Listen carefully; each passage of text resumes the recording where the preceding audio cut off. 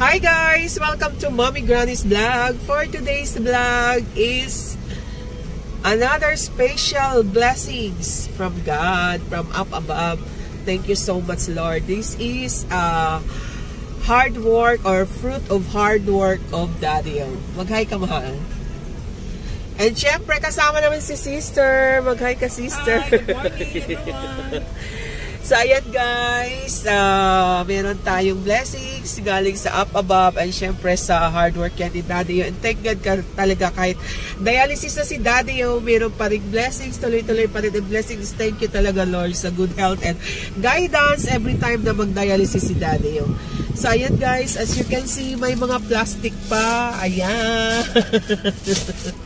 We have another new car and this is the dream car of Daddy.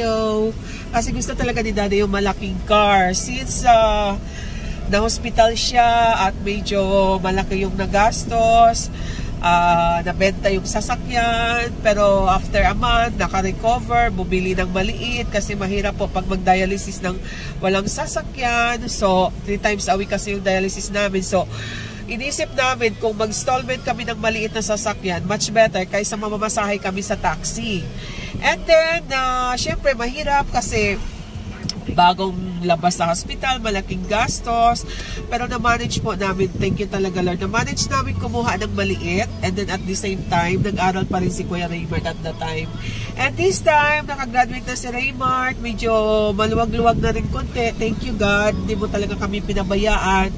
So, binigay ko na talaga ito na talaga yung dream car ni Daddy, yung malaki. So, we're having our new Montero. Ayan, smile ka dyan, mahal. Ayan.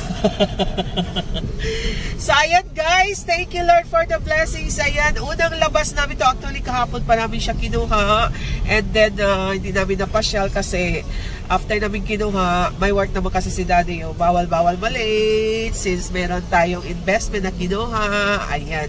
So, we're going outside. Una kong puntahan ngayon is ang City Health kasi po, magpa-pricing tayo sa mga gamot ni Daddy and going to SPMC for claiming the gamot. And then, punta kami ng Bangkirohan. Mamalingke. Ayan. Ayan yung pong activities today. At the same time, parang itakbo na rin yung sasakyan. Kasi wala pa kaming budget para pang road test sa malayo-layo. Kasi kailangan yun ng magasto, syempre, pagkain while you are in the road trip and then ang gasolina. So, dito muna tayo ngayon sa City Health. After City Health, Bangkirohan. Guys, punta na tayo dyan sa City Health para magpa-RX sa gamot ni Daddy. And then, punta na tayo sa SPMC. Saglit guys, baba muna ako ha.